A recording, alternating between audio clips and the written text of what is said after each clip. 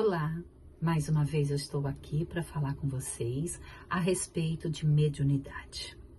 Eu vim aqui hoje com a proposta de contar a minha história, como que eu cheguei até aqui, como descobri minha mediunidade e qual foi minha trajetória para trabalhar com ela, com a mediunidade, com esse trabalho belíssimo que existe, com essa ligação com os meus mentores, com mentores do grupo, né? Então, estou aqui mais uma vez para falar no nosso canal, canal espiritualista do Dr. Jofre, e para mostrar como que ele chegou até nós, certo? Eu sou a terceira filha de 4 irmãos, e meu pai era protestante, minha mãe católica, e nós fomos batizados nas 2 igrejas. Meus pais não queriam influenciar qual a religião que nós iríamos escolher para darmos continuidade na nossa vida, e eles sempre foram muito liberais com tudo isso. E também não eram muito de frequentar igrejas, né? Mas nos batizaram e nos deixaram livres para escolher. Só que desde muito nova eu tinha amiguinhos que vinham conversar comigo no meu quarto. E eu comentava isso com meus pais, que eu recebia visitas em casa à noite, e eles achavam graça, que eram amiguinhos invisíveis, falavam que eu tinha uma criatividade muito forte e não deram muita bola para tudo isso. E eu não tinha medo deles. Eles vinham, conversavam, estavam sempre ótimos, me despertavam, deixavam recados para algumas pessoas. Eu às vezes passava, às vezes me esquecia, mas normalmente eles iam conversar comigo. E eu não tinha medo. Eu tinha muito medo de fantasma, sim, e meu pai conta que me pegava várias vezes conversando com meu avô, pai de meu pai, que já tinha falecido, mas eu tenho lembrança de eu chamando o meu avô Tosselli para que ele me acompanhasse até o banheiro à noite, porque eu tinha medo de fantasma. E assim foi até um dia que eu recebi uma visita no meu quarto à noite, eu devia ter uns 7, 8 anos ou um pouquinho mais, de uma prima de minha mãe, que já tinha falecido, onde a mãe dela cuidava da neta, que seria a filha dessa prima, e que ela estava muito brava porque essa avó estava desviando recursos para os outros netos e estava negligenciando na educação da filha. E o recado era que ela estava muito brava e se ela não mudasse isso, ela iria vir buscar a filha, a Vanessa. E eu passei esse recado e neste dia minha mãe ficou surpreendida com meus recados, com o que eu estava contando, porque eu dei detalhes, dei nomes, e eu não poderia saber de tudo isso. Era muito nova e eu nem tinha tanto contato com esses primos de minha mãe. E ela começou a observar isso com um pouco mais de cuidado. Mas não me causava diferença, eu via muita coisa, não me causava medo, não me transmitia nenhum tipo de sensação de pavor, de medo. Eles vinham, eram sempre espíritos de muita luz que vinham conversar comigo e foi passando até eu fazer 11 anos, porque eu era uma pessoa que adorava ir na igreja. Então, de sábado à tarde, eu ia com todas as pessoas do bairro, né? A gente se reunia, várias crianças do bairro, íamos na igreja do bairro. E era uma missa de sábado à tarde que era voltada para as crianças, então íamos todos num grupo só, voltávamos, eu gostava muito. E de domingo eu frequentava a escola dominical com a irmã de meu pai, com minha tia e o marido dela, um tio que eu amava demais, tio Osiel. Eu tinha uma paixão por esse meu tio. E isso era a minha vida normal, natural, estar na escola dominical de domingo de manhã e na igreja católica no sábado à tarde com o grupo da rua. E assim fui crescendo até meus 11 anos. Com uns 11 anos, nós fomos todos jantar para comemorar a entrada de uma prima na faculdade. E uma filha do meu tio e da minha tia, né? Esses tios que eu vivia dormindo lá. E nesse dia, durante a noite, eu falei que eu ia dormir na casa do meu tio e ele falou que não, que para mim não ir, que ele não estava se sentindo muito bem para mim ir para casa. Eu não reclamei nada, fui dormir em casa e acordei no domingo de manhã com minhas primas chamando meus pais, porque meu tio tinha passado muito mal, estava no hospital. E meus pais se arrumaram muito rápido, foram para o hospital e eu fiquei preocupada e não voltei a dormir. Saí da cama e fui para uma sala de estudos que nós tínhamos no fundo da casa, passávamos o quintal e no fundo da casa tinha um lugar que nós guardávamos nossos livros, mesa de estudos, e era lá que nós fazíamos lição, tudo. E eu fui lá arrumar os livros que minha mãe estava sempre pedindo, e a gente nunca fazia. E eu encontrei um livro que meu tio tinha me dado e que eu nunca tinha lido, óbvio, né? E meu tio me cobrava bastante, era a história de São José, que eu a conhecia na época de escutar nas missas, na escola dominical, mas eu nunca tinha lido o livro dele. E eu comecei a folhear e olhando para o meu lado, eu estava sentada numa escada, apareceu meu tio, vestido como iríamos para a igreja, com terno. E eu olhei e fiquei muito feliz, porque ele estava muito bem. E eu falei, tio, você está tão bem. E ele olhou, sorriu para mim e falou que ele estava se sentindo muito bem. E que ele foi até ali para se despedir de mim, porque ele iria fazer uma grande viagem e que não poderia me levar naquela viagem. Eu fiquei triste, falei que eu adorava viajar com ele, porque eu viajava muito com ele. Ele era de Rio Claro, eu ia muito para Rio Claro com eles. Mas ele me falou que naquela viagem eu não poderia ir. Mas quando chegasse a minha vez de viajar, ele viria me buscar. Eu falei, tá bom. E fui mostrar o livro que eu tinha encontrado, que eu iria ler. Quando voltei a olhar para ele, ele já não estava mais do meu lado. E entrei na casa chamando por ele. E a minha avó tinha acabado de receber a notícia que meu tio tinha falecido. E quando eu entrei chamando por ele, ela se assustou e perguntou para mim por que eu estava chamando pelo meu tio. E eu falei que ele estava comigo lá fora, né? E que ele devia ter entrado dentro de casa, óbvio. E minha avó ficou muito brava, falando não, que era para mim parar com essas histórias, com essas mentiras, e que ela iria, aquele dia, botar um ponto final em tudo isso. E me levou no velório e no enterro.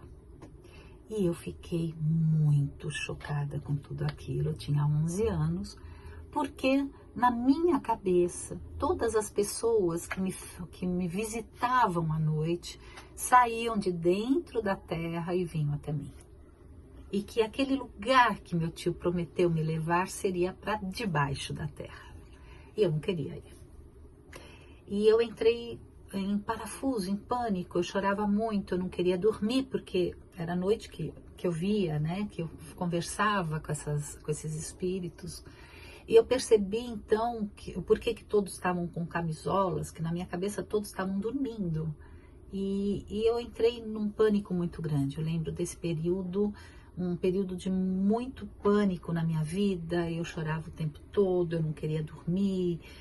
Foi muito ruim, tanto a aceitação da perda do meu tio e o medo dele vir me buscar.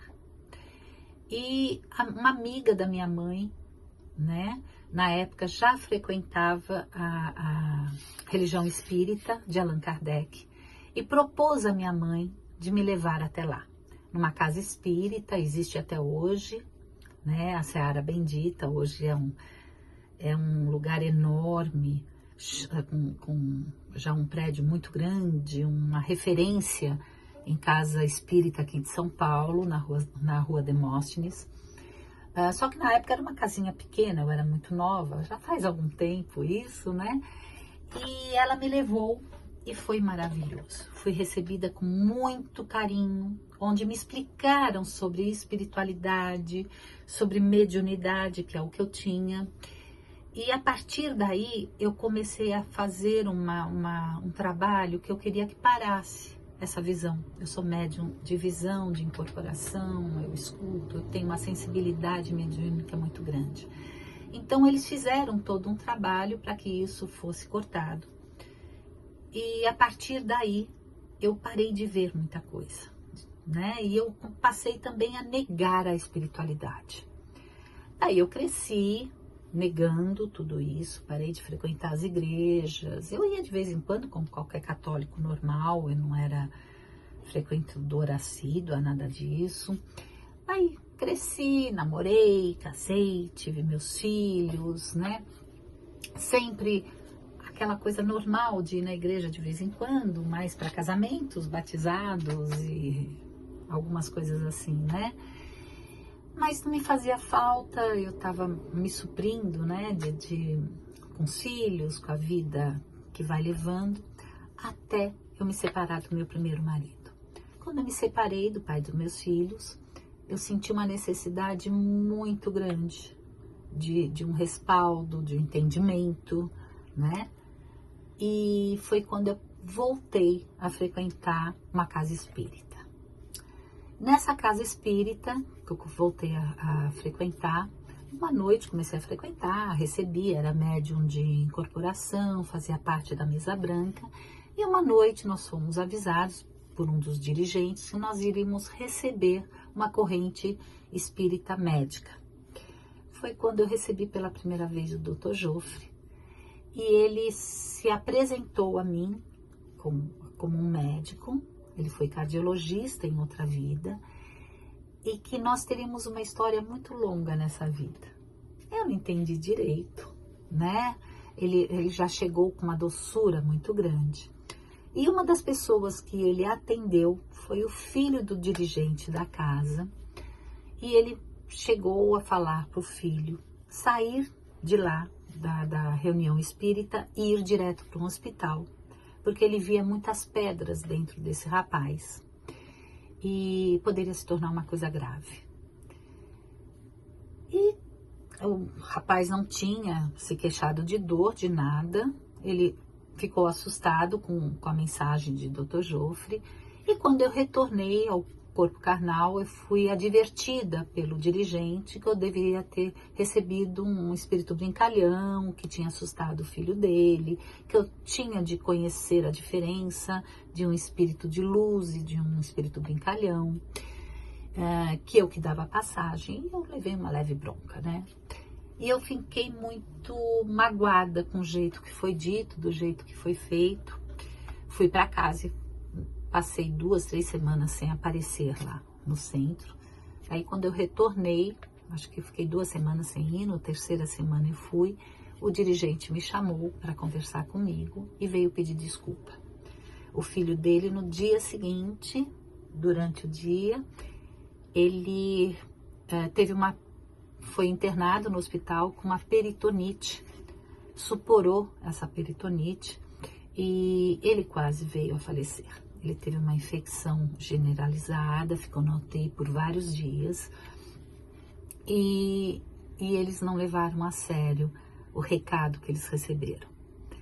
E a partir daí, eu comecei a receber o Dr. Joffre com mais frequência, primeiro nesse centro, depois eu mudei de centro para o mais próximo, continuei recebendo o Dr. Joffre, sempre demonstrando muito carinho, muito amor, muito aconchego às pessoas que ele conversava, sempre trazendo para um grau de acolhimento muito grande, de entendimento de algumas passagens de vida muito grande.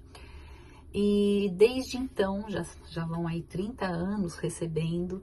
Hoje nós temos um grupo, já há mais de 20 anos que a gente se reúne, onde vem não só o Dr. Joffre, mas vários mentores de luz, onde ele conversa, onde ele dá aconchego, dá palestras maravilhosas, falando muito sobre espiritualidade, sobre importância planetária, sobre a importância da amorosidade, da gratidão, do acolhimento a todos que necessitam e o entendimento de nossas passagens pela vida carnal. E é essa minha proposta para o canal do Dr. Joffre, é falar algumas histórias de reencarnações, né? Vou falar sobre a minha, tudo que eu passei nessa vida, que eu venho passando, as dificuldades e as grandes vitórias dos entendimentos.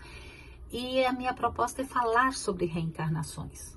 para que vocês percebam o que é uma reencarnação, como ela chega até a gente, como ela realmente ela é desenvolvida, como ela é elaborada e como nós vivenciamos esses projetos reencarnatórios.